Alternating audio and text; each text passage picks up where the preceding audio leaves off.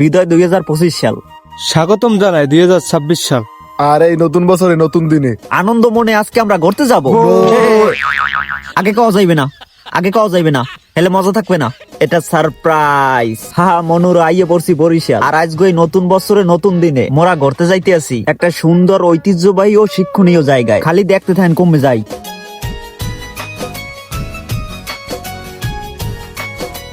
মনুর এই হইল আমাকে সারপ্রাইজ, আর আজকে মোরা আইয়ে পড়ছি বউ মেলায়।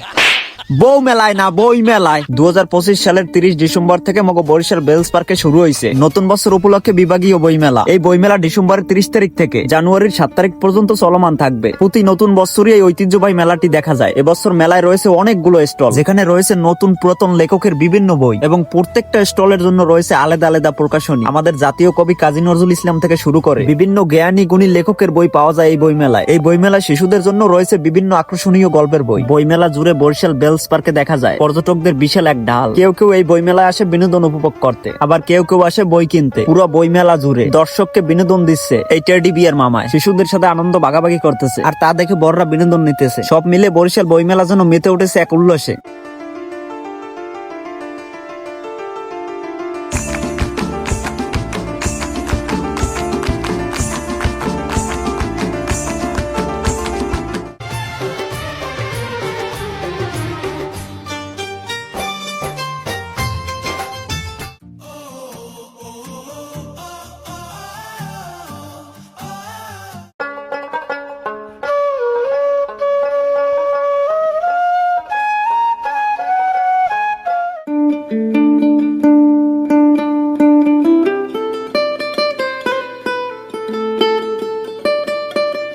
শুধু বই মেলায় বইয়ের সৌন্দর্যই নয়, চারিদিকে লক্ষ্য করলে দেখা যায় নানান সৌন্দর্য নিয়ে মেতে উঠেছে এই বই মেলা। বেলস পার্কের চারপাশে সৌন্দর্যে ভরপুর। আহা কি এক অপরূপ দৃশ্য, যেন এক নিমিষেই কেড়ে নেয় পর্যটকদের মন। বেলস পার্ক আজ মেতে উঠেছে হাজার হাজার পর্যটকদের দর্শনে। সকল বরিশালবাসী মন প্রাণ খুলে এই বই মেলার আনন্দ উপভোগ করতেছে। আজকের দৃশ্য দেখে মনে হয় আসলে বরিশাল বেলস পার্ক একটি ঐতিহাসিক স্থান। এটি বরিশালবাসীর জন্য গর্ব। আমরা প্রতি বছর এই বেলস পার্কে বিভিন্ন মেলা থেকে শুরু করে বিভিন্ন সাংস্কৃতিক অনুষ্ঠান এবং নানা শিক্ষণীয় অনুষ্ঠান দেখতে পাই, যা আমাদের জাতীয় জীবনে খুবই গুরুত্বপূর্ণ ভূমিকা রাখে। এই বেলস পার্কে যত ধরনের মেলা হয়, আমার মতে আমাদের জীবনে সবচেয়ে বেশি গুরুত্বপূর্ণ ভূমিকা রাখে আমাদের এই বই মেলা। কারণ বই পড়লে জ্ঞান বাড়ে, আমাদের মনুষ্যত্ব বিকাশ পায়। যে বই পড়েছে বেশি যত, সে জ্ঞানী গুণী হয়েছে তত। এটি শুধু আমার কথা নয়, এটি বলেছেন জ্ঞানী গুণী মহোদয়। তাই সময় পেলেই বেশি বেশি বই পড়ুন, আর একবার হলেও মেলায় ঘুরে আসুন। আচ্ছা, এই জায়গায় বই মেলা না হইয়া অন্য কোন মেলা হইলে আমাদের বেশি ভালো লাগবে? বউ মেলা।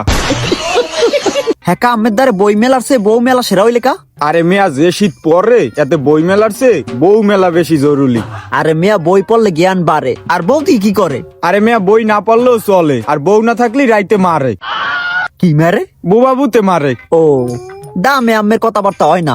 জীবনে বেশি বেশি বই পড়া প্রয়োজন। বই পড়লে জ্ঞান বাড়ে। মেয়া যত বেশি বই পড়বেন ততই জ্ঞান বাড়বে। কিছুই জানেন না আম্মে। আরে বেটা তুই যা, সর। আরে বেটা তুই যা যা, লেরের মুরুক্ষ পেট নিয়েছে বই মেলায়। তোরে জুতায় টানে। হালার পালার লাগে কামড়া কামড়ি করতে যাইয়া আগে দুইজনের দিবিসই পাই না। ওরা দুইজনে মোর তুই গেলে কই মেলায় দেখছেন মানুষ, এর মধ্যে বিশ্বামু কমে ইন্না নিল্লাই ওয়া ইন্না ইলাইহি রাজিউন। ওই মনে হারান গেছি।